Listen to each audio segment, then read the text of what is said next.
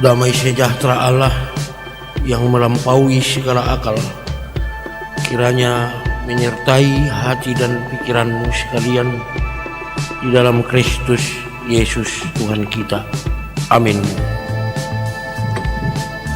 Saudara-saudara yang mengikuti ibadah di gereja ini dan di tempat masing-masing, terimalah salam dari kami. Shalom. Shalom.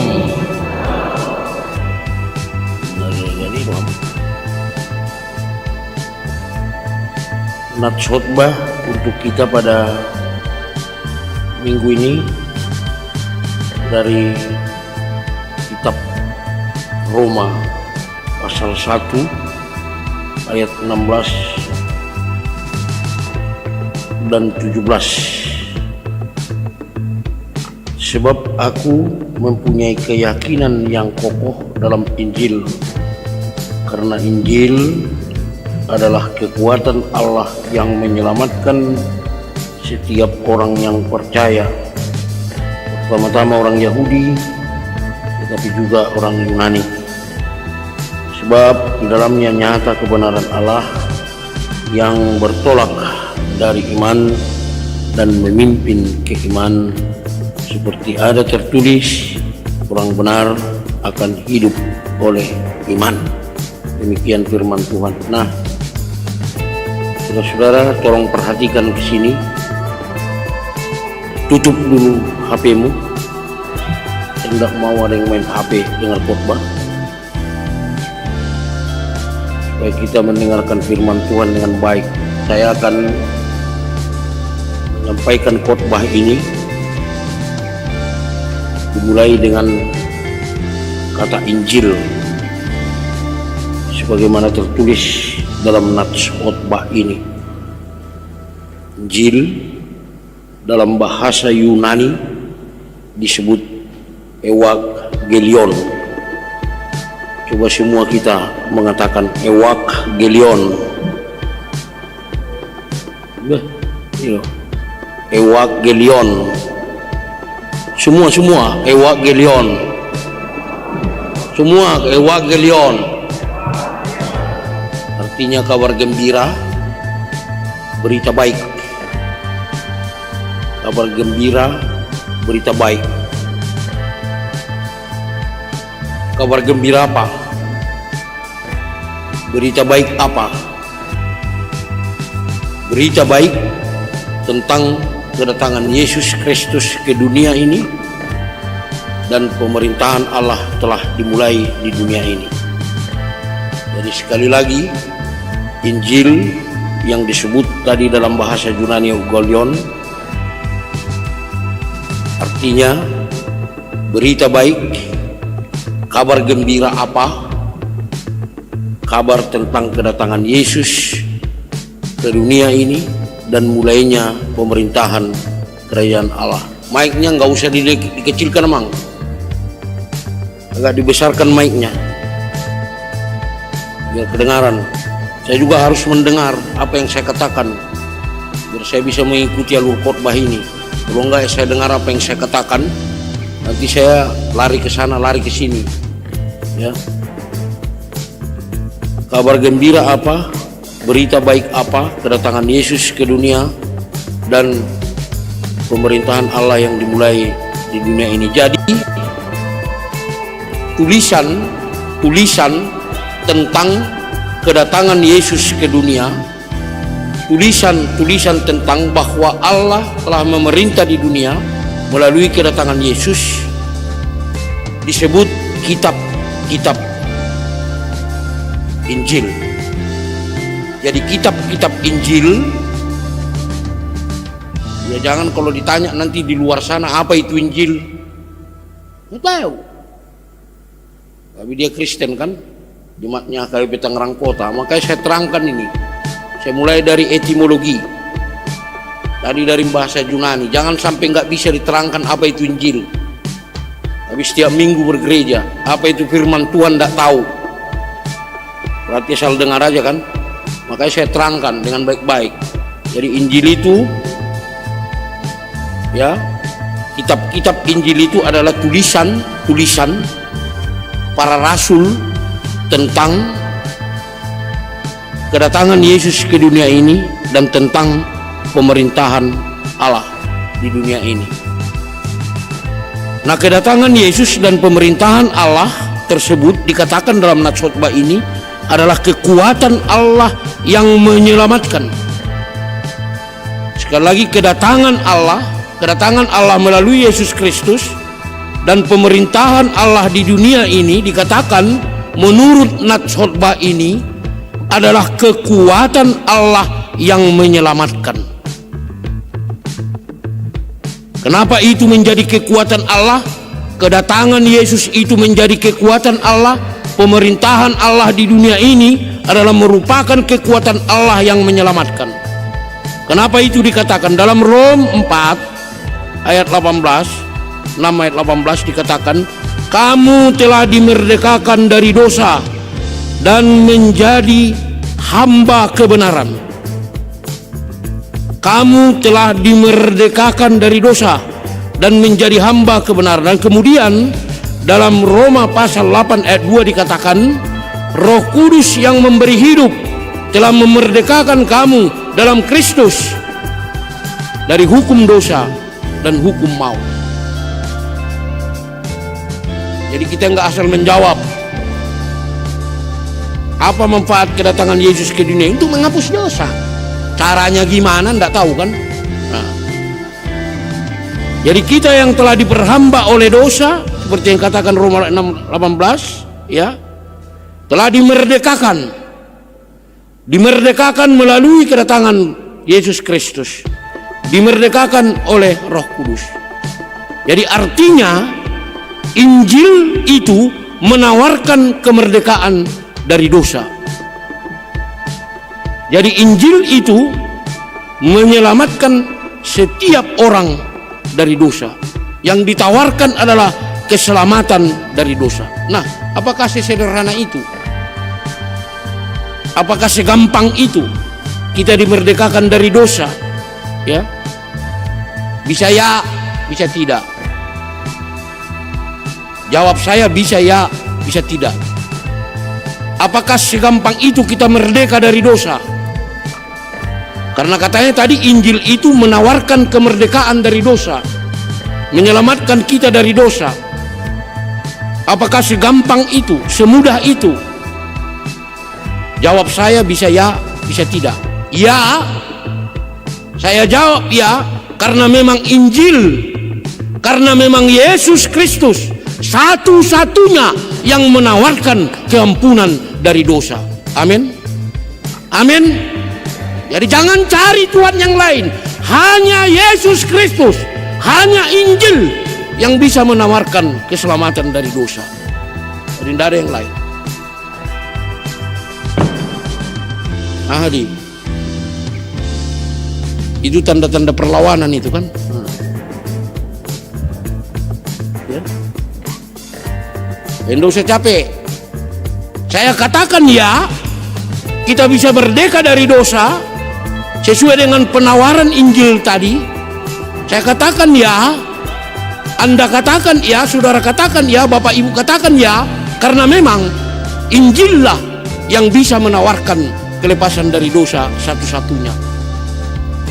Yesus Kristus hanya satu-satunya yang bisa menawarkan kelepasan dari dosa.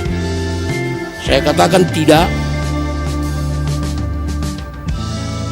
Ya tergantung prosesnya. Kita mau apa enggak? Ya. Kita mau apa enggak menerima tawaran itu? Adik na juga lu kita. Adik na taruh domo. Enggak mau. Tuhan Yesus kesana aja kamu. Injil kesana aja kamu. Jadi penawaran satu-satunya itu bisa dikatakan ya, karena itulah satu-satunya yang bisa menawarkan. Dan yang kedua, kalau jawab saya tidak, apakah kita mau menerima itu? Karena apa? Karena itu harus kita terima dengan iman. Jadi iman, saya catat di sini, berarti bersedia dihancur, lumatkan dan dibentuk kembali oleh Roh Kudus. Sekali lagi, iman untuk menerima tawaran kelepasan dari dosa oleh Yesus Kristus berarti bersedia dihancur lumatkan dan dibentuk kembali oleh Roh Kudus.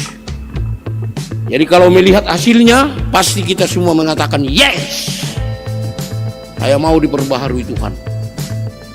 Kalau melihat hasilnya, pasti kita semua yes, saya mau hidup baru. Kalau melihat hasilnya, pasti kita katakan yes, saya bertobat agar saya memperoleh hidup baru. Tapi tunggu dulu, kalau melihat prosesnya, apakah kita mau diobok-obok oleh Roh Kudus dan dibentuk kembali? Jangan-jangan capek amang, capek kan gitu. Saya pernah berbicara, ya ngobrol-ngobrol lah dengan seorang yang mau menikah di koridor gereja kita ini. Kenapa kau begitu lama menikah? Udah umurmu sekian, aku bilang. Udah agak berumur dia mau menikah, tapi masih syukur dia mau menikah kan. Nah. Kerjanya di Lion, pasti duitnya ada, bukan karena duit kan. Kenapa kamu baru sekarang mau menikah? Udah tua-tua begini, saya bilang. Aku susah move on amang, katanya. Emang kenapa kau? Katanya dulu dia punya pacar. Rupanya sudah begitu dekat dia dengan pacarnya ini, tiba-tiba pacarnya ini ninggalin dia, pikirannya ke situ aja. Ya namanya juga pacaran kan, udah biasa bersama-sama makan bakso atau kemana-mana kan. Nah. Jadi sekarang kamu mau menikah? Iya. Kenapa kamu bisa mau menikah? Saya bilang, saya mau meninggalkan masa lalu saya, mang, katanya. Itulah yang namanya move on. Jadi jangan asal-asal disebut. Jadi secara alkitabiah saya mau terangkan nanti apa arti move on. Asal orang asal naik padok, ya. Aku udah move on kok, katanya. Tapi kerjanya di situ terus kan, nggak pindah-pindah. Nah, orang asal naik padok, ya. Nah, seperti yang saya sampaikan tadi, saudara-saudara, bahwa menerima kebenaran Injil untuk merdeka dari dosa dengan iman berarti kita harus bersedia dibentuk kembali, dihancur lumatkan oleh Roh Kudus dan dibentuk kembali. Itulah artinya move on. Mau dihancurkan, dihancur lumatkan oleh Roh Kudus dan dibentuk kembali, ya. Saya baca ilmu psikologi mengajarkan bahwa setiap orang, dengarkan ke sini, ada ilmu psikologi mengatakan bahwa setiap orang, pada setiap orang kita ini, baik saya maupun saudara-saudara, ada yang disebut dengan sentimen induk. Jadi katanya kita ini dikuasai oleh sentimen induk. Itulah yang menyentir hidup kita, itulah yang mewarnai hidup kita, itulah yang mengarahkan kita untuk melakukan sesuatu. Sampai di situ mengerti, bapak-bapak, ibu-ibu, ya, mengerti apa enggak? Kalau enggak ngerti biar saya stop khotbah, ya. Jadi pada diri kita masing-masing ada yang disebut dengan sentimen induk. Itulah yang mewarnai kehidupan kita. Saya mau menerangkan secara alkitabiah apa arti kata move on, biar jangan asal disebut aja. Itulah yang mewarnai hidup kita, itulah yang menguasai hidup kita, menyetir hidup kita, menyeting hidup kita untuk melakukan segala sesuatu. Jadi karena dosa, katanya, sentimen induk kita itu cenderung melakukan hal-hal yang tidak baik. Jadi karena dosa, sentimen induk kita itu sering cenderung mengarahkan kita untuk melakukan hal-hal yang tidak baik, keinginan daging kita. Jadi biasanya dia begitu. Nah, apabila satu ketika ya seseorang menghadapi masalah, mengalami konflik dalam dirinya tentang kecenderungannya itu, tentang keinginan sentimen induknya itu, tentu harus diobati. Tadi kan saya katakan, sentimen induk itu karena dosa kita sering mengarahkan kita untuk melakukan hal-hal yang tidak baik, untuk mengikuti keinginan daging kita. Nah, pada satu saat kalau itu stagnan, kalau itu menghadapi masalah, terjadi konflik dalam diri kita, terjadi masalah gara-gara keinginan itu, tentu kita butuh obat. Obatnya apa? Cara mengobatinya apa? Kita diarahkan, kita dialihkan. Sentimen induk kita itu dialihkan. Ada istilah transfer, transfer, dialihkan ya kepada yang lain. Jadi begitu caranya. Sentimen induk kita itu dialihkan ke yang lain. Jadi bersedia dilumatkan dan dibentuk kembali oleh Roh Kudus, artinya ya bersedia diproses Roh Kudus, mengalihkan sentimen induk kita dari keinginan daging kepada Kristus. Amin. Amin. Bugo jual lusiamu. Amin. Ayaw nga saya marsitu tu siya noon, alay saya gali-gali hamu kan. Masih sentimen induk itu masih niku. Masih gali-gali kan. Ada lagi yang gini. Ya. Itu harus dialihkan kepada Kristus. Jadi keinginan daging kita itu yang dikuasai kecenderungan oleh sentimen induk harus dialihkan kepada Kristus.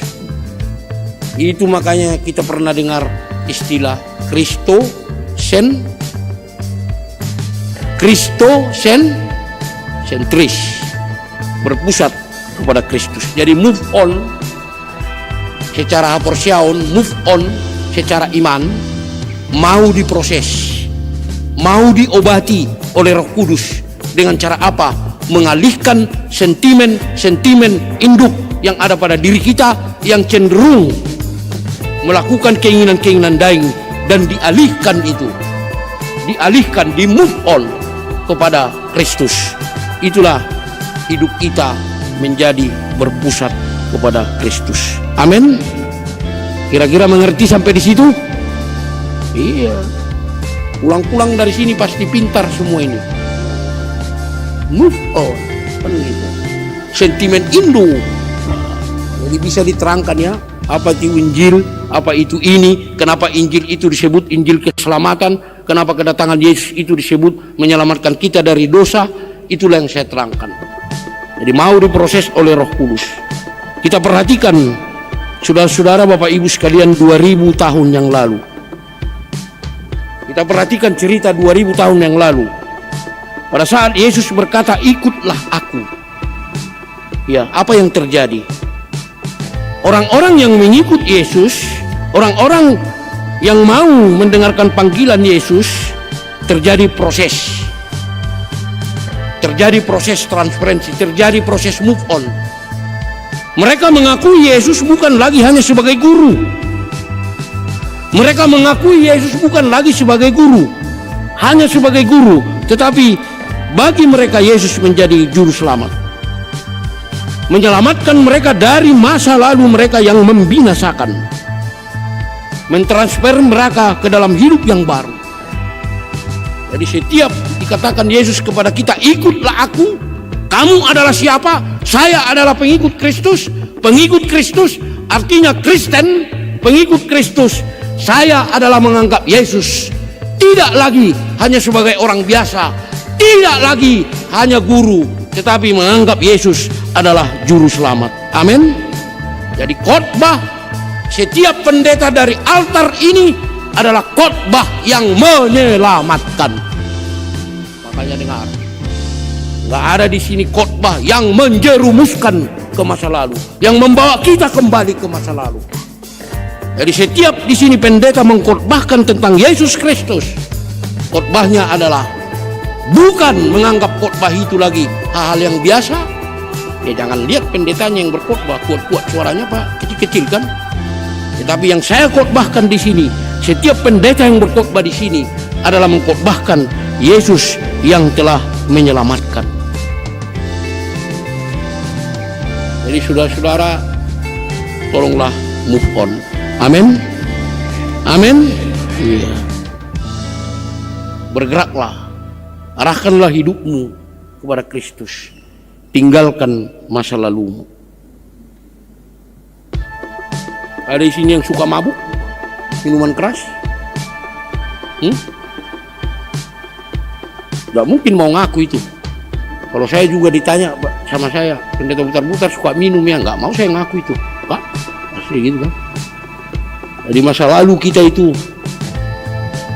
background kita itu yang tidak baik, yang telah diarahkan oleh kecenderungan sentimen induk dalam diri kita. Tolong move on. Amin. Ada di sini penyakitnya main game, pasti banyak, dan mungkin setiap orang yang hadir di sini.